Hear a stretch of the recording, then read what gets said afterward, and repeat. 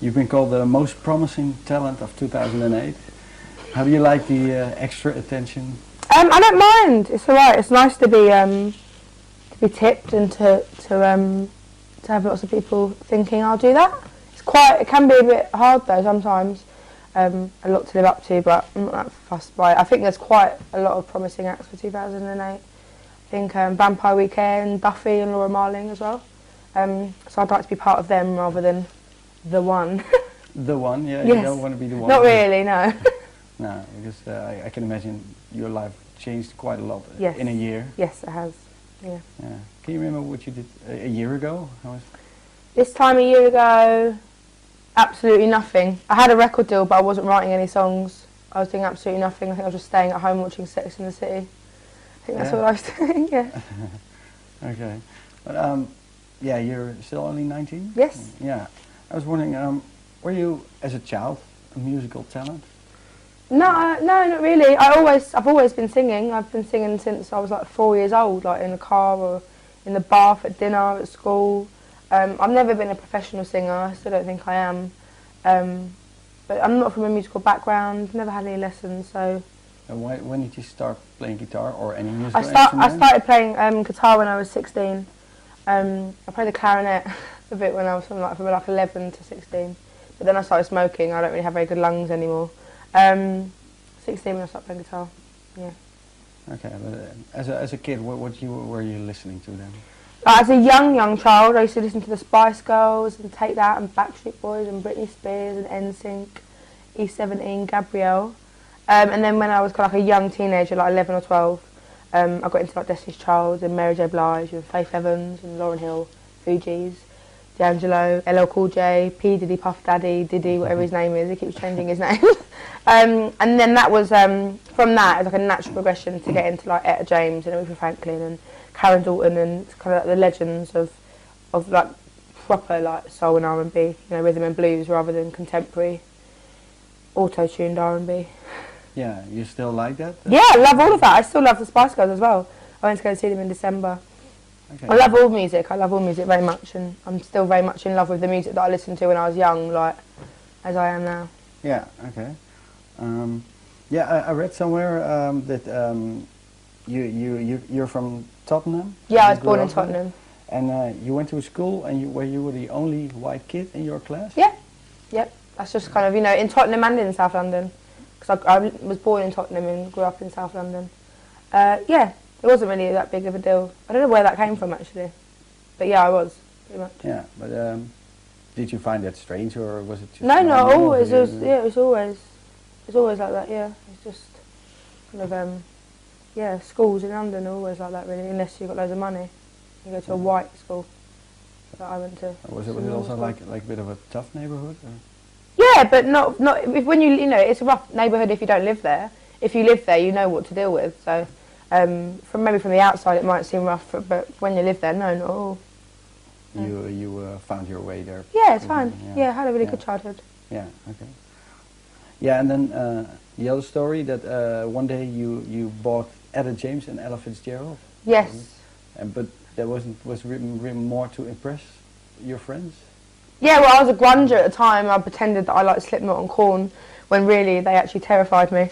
And why did you pretend then? Because I loved the fashion. I liked the dog collars and the baggy jeans and the trainers and the jumpers, and it was just what we were all doing. And then we were in HMV in London, and I went into like the jazz section. It wasn't so much to impress my friends, but it was to show them that actually, guys, I don't actually like Slipknot. So I went in there and I bought an Etta James and Ella Fitzgerald record. And why them? It was in a bargain bin. It's like £2 for £5. And I liked their hair at the time. I'd heard of Ella Fitzgerald, but I'd never heard of Etta James, and she's now my favourite singer. But like that primped kind of 40s kind of jazz hair. And my cousin was training to be a hairdresser, and I was her model. And I bought them with my pocket money to show her. I never got the hairstyle, but I fell in love with Etta James. She made me want to sing properly. I've always been obsessed with voices, like since I was really little. But Etta James, the passion in her voice, I believe every single word that she sings, and every breath that she like kind of holds or doesn't take, I do exactly the same. Like when you're listening to her, I was sort of blown away, and she was so sincere and like so much conviction in her voice. I love her. I think she's amazing. Yeah, and when you started singing, you yourself, it wasn't really like the Spice Girls at all, or I mean, it was when I was little. It was when I was little, yeah. But yeah, where did your own voice? How did it grow? Where did it come from? I taught myself how to sing by listening to Etta James. So when I bought that album, I was like 14, 15. My voice kind of changed from being kind of like really generic and like the Spice Girls and like Destiny's Child. Not that Destiny's Child is generic at all. But when I listened to Etta James, because of the passion in her voice, I started like thinking about lyrics rather than just singing them, just remembering them. You know, I started singing them, and it was when I wrote my first song of my own about something that I felt, which was Hometown Glory. Instead of like impersonating Etta James and Jill Scott and Lauryn Hill, my own voice kind of came in because I was singing about my feelings. Yeah. Yeah, and that was the first song, Hometown Glory? That was the first song I wrote, yeah. Because it's on the album? Yes. Yeah. Okay. Yeah. And what's the newest one on the album? The newest one on the album is Right as Rain. Okay. Yeah. And what's for you the big differences between those songs? Between those ones, Hometown Glory is Hometown Glory was written. You know, when I signed my record deal, I had 3 songs. It was Hometown Glory, Daydreamer, and My Same. And so I had 3 songs when I signed, and then there was like 8 months where I didn't write any songs because I just finished college and I didn't want to do anything. I just wanted to go out partying and have fun and see my friends and stay up late. And so when I wrote my songs, when Right as Rain was the last song I wrote, because I wrote the rest of the album in May last year, I was in a different place because I was feeling quite upset. Whereas Hometown Glory, I was very young and I was naive and I was 16 and I was in love with London. I thought it was really cool to be from London. So I guess maturity and experience. I hadn't really experienced anything when I was 16. Whereas 19, I think I've experienced a lot. No more than any other 19-year-old, but a lot more than I had when I was 16. Yeah, okay. Yeah, I read somewhere you described the album as kind of a breakup album. Yeah, very much. Very much. Yeah, that's quite a thing for a 19-year-old. Yeah, I guess it's just sort of. I wrote the album to get it off of my chest, you know, to kind of get it out of my system. But it's no more than any other 19-year-old. It's just mine's magnified because it's a record that's been released around the world. I never really thought of that when I was writing it, and now I have to talk about the boy that I hate all the time. So. Oh really? Yeah. You still hate him? We were friends, but I do hate him a little bit. Yeah, a little bit. Yeah. Okay. What's do you have one song that's the most important one for you on the album?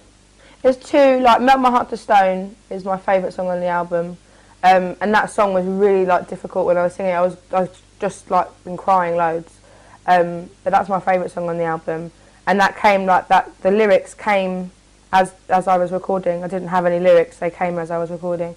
And Make You Feel My Love, the Bob Dylan cover. When I heard that, the album's finished, and we had another song that we then took off to put Make You Feel My Love on it.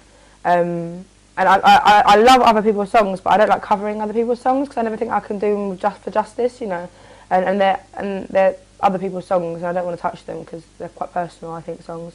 But I heard that song, and I read the lyrics, and they're the most beautiful lyrics I've ever read, or heard, or sung, and they just kind of summed up everything that I'd been trying to write in my songs about how I felt. And it's my favourite song. I think it's such a beautiful song, Make You Feel My Love.